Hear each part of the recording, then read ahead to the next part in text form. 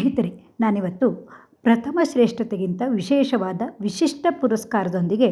ವಿಶೇಷ ಸಾಧನೆ ಮಾಡಿದಂತಹ ಪುಟಾಣಿ ವಿಧಾತ್ರಿಗೆ ರಾಷ್ಟ್ರಮಟ್ಟದ ಗೌರವಪೂರ್ವಕವಾದ ಬಹುಮಾನವನ್ನು ಸ್ವೀಕರಿಸಿದ ಈ ಖುಷಿಯ ಕ್ಷಣವನ್ನು ನಿಮ್ಮೊಡನೆ ಹಂಚಿಕೊಳ್ತಾ ಇದ್ದೀನಿ. ಉತ್ತರ ಕನ್ನಡ ಜಿಲ್ಲೆಯ ಹೊನ್ನಾವರ ತಾಲೂಕಿನ ಶ್ರೀ ರಾಘವೇಂದ್ರ ಭಾರತಿ ಸವೇದ ಸಂಸ್ಕೃತ ಮಹಾವಿದ್ಯಾಲಯದಿಂದ ಪ್ರತಿನಿಧಿಸಿರುವ ಇವಳು ಪ್ರಸ್ತುತ ಹೊನ್ನಾವರ ತಾಲೂಕಿನ ಕರ್ಕಿ ನಿವಾಸಿಯಾಗಿರುವ ಕೇಶವ ಕಿರಣ ಮತ್ತು ಡಾಕ್ಟರ್ ಗೌರಿ ಇವರ ಸುಪುತ್ರಿಯಾಗಿದ್ದಾಳೆ. ಸಂಸ್ಕೃತ ಉಪನ್ಯಾಸಕಿಯಾಗಿರುವ ತಾಯಿಯೇ ಇವರ ಗುರುವಾಗಿದ್ದಾರೆ. ಸೆಂಟ್ರಲ್ ಸಂಸ್ಕೃತ್ ಯೂನಿವರ್ಸಿಟಿ ಡೆಲ್ಲಿ ಇವರು ಆಯೋಜಿಸಿದಂತಹ ಪೂರ್ಣ ಭಗವದ್ಗೀತಾ ಕಂಠಪಾಠ ಸ್ಪರ್ಧೆಯು ರಾಷ್ಟ್ರಮಟ್ಟದಲ್ಲಿ ನಡೆದಿತ್ತು. ಜಿಲ್ಲಾ ಮಟ್ಟ ಮತ್ತು ರಾಜ್ಯ ಮಟ್ಟದಲ್ಲಿ ಗೆದ್ದವರಿಗೆ ಅವಕಾಶವಿರುವಂತಹ ಸ್ಪರ್ಧೆಯಾದ್ದರಿಂದ 21 ರಾಜ್ಯಗಳಿಂದ ಸ್ಪರ್ಧಿಗಳು ಭಾಗವಹಿಸಿದ್ದರು. 5ನೇ ತರಗತಿಯಲ್ಲಿ ಓದುತ್ತಿರುವ ಈ ಪುಟಾಣಿ ವಿಧಾತ್ರಿಯು ಎಲ್ಲ ಹಂತಗಳಲ್ಲಿ ಪ್ರಥಮ ಸ್ಥಾನವನ್ನು ಪಡೆದು ಪತಂಜಲಿ ವಿಶ್ವವಿದ್ಯಾಲಯ ಉತ್ತರಾಖಂಡದಲ್ಲಿ ನಡೆಯುತ್ತಿರುವಂತಹ ಈ ರಾಷ್ಟ್ರಮಟ್ಟದ ಸ್ಪರ್ಧೆಯಲ್ಲಿ ಭಾಗವಹಿಸಿ ಪ್ರತಿಯೊಬ್ಬ ಸ್ಪರ್ಧಿಗೂ ಸುಮಾರು 20 ನಿಮಿಷ ನಡೆಯುವಂತಹ ಈ ಸ್ಪರ್ಧೆಯಲ್ಲಿ ನಿರ್ಣಾಯಕರ ಮತ್ತು ಜನಮನವನ್ನು ಗೆದ್ದು ವಿಶಿಷ್ಟ ಪುರಸ್ಕಾರವನ್ನು ಪಡೆದ ಕ್ಷಣಗಳೊಂದಿಗೆ ಇವಳ ಸಾಧನೆಯ ಹಾದಿಯನ್ನು ಸಹ ನೋಡೋಣ ಬನ್ನಿ. ತಮ್ಮಶ್ರುಪೂರ್ಣಾಕುಲೇಕ್ಷಣಂ ವಿಷೀದಂತಮಿದಂ ವಾಕ್ಯಂ ಉವಾಚ ಮಧುಸೂದನಃ ಶ್ರೀಭಗವಾನುವಾಚ ಕುತಸ್ತ್ವಾಕಶ್ಮಲಮಿದಂ ವಿಷಮೇ ಸಮುಪಸ್ಥಿತಂ ಅನಾರ್ಯಜುಷ್ಟಮಸ್ವರ್ಗ್ಯಂ ಅಕೀರ್ತಿಕರಮರ್ಜುನ ಕ್ಲೈಬ್ಯಂ ಆಸ್ಮಗಮಃ ಪಾರ್ಥ ನೈತತ್ವಯ್ಯುಪಪದ್ಯತೆ ಕ್ಷುದ್ರಂ ಹೃದಯ ದೌರ್ಬಲ್ಯಂ ತ್ಯಕ್ತೋತ್ತಿಷ್ಠ ಪರಮಾಂ ಸರ್ವತ್ರ ಸಮಬುದ್ಧಯಃ ತೇ ಪ್ರಾಪ್ನುವಂತಿ ಮಾಮೇವ ಸರ್ವಭೂತಹಿತೆ ರತಾಃ ಕ್ಲೇಶೋಧಿಕತರಸ್ತೇಷಾಂ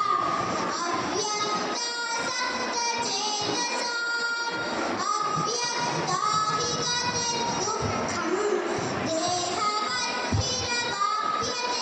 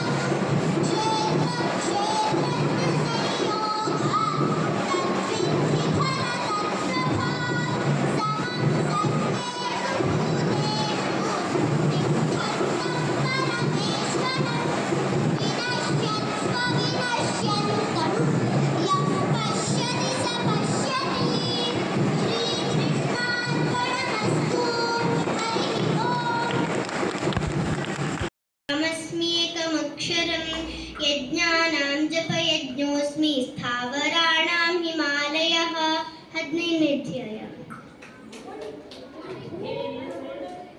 महर्षीणां भृगुरहं गिरामस्मि एकमक्षरं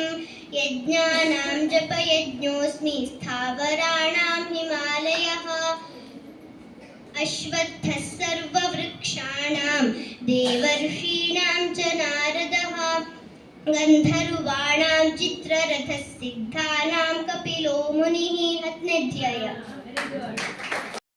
शङ्गच्छन् स्वपन् श्वसन्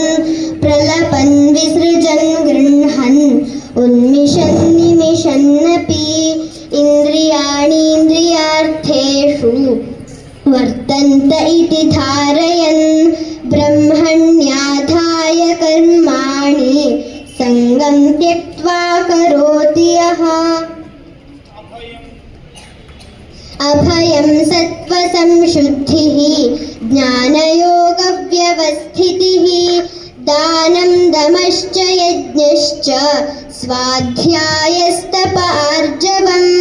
अहिंसा सत्यमक्रोधस्त्यागः शान्तिरपैशुनम् दया भूतेष्वलो लुप्तं मार्दवं ह्रीरचापलम् मात्र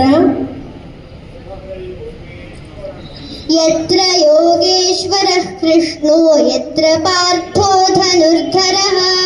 तत्र श्रीर्विजयो भूतिर्ध्रुवा नीतिर्मतिर्मम मात्र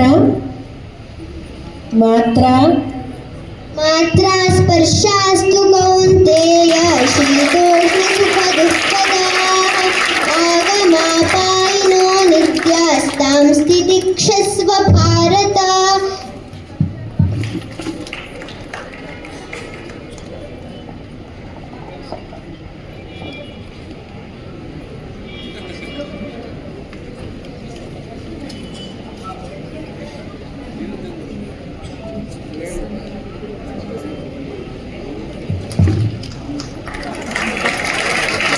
ಎಲ್ಲರೂ ಜೋರಾಗಿ ಚಪ್ಪಾಳೆ.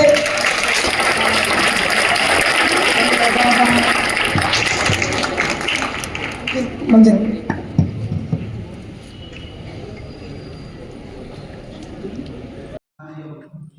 ॐ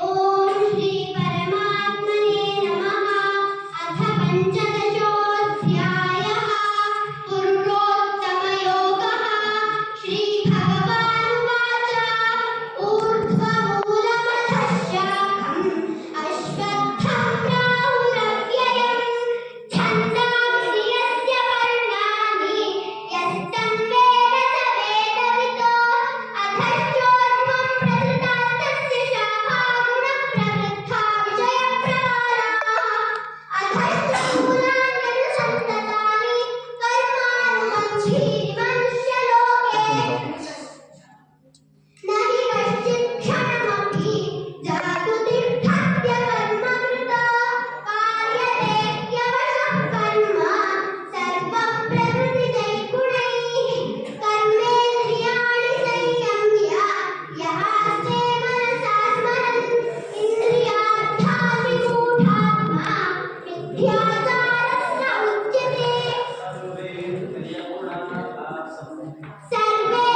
सर्वेन्द्रियगुणाभासं सर्वेन्द्रियविवर्जितम् असक्तं सर्वभृत्यैव निर्गुणं गुणभोक्तृ बहिरन्तश्च भूतानाम् अचरं चरमेव च बुद्धियुक्तो जहातीह उभे सुकृतदुष्कृते तस्मात् योगाय युज्यस्व योगः कर्मसु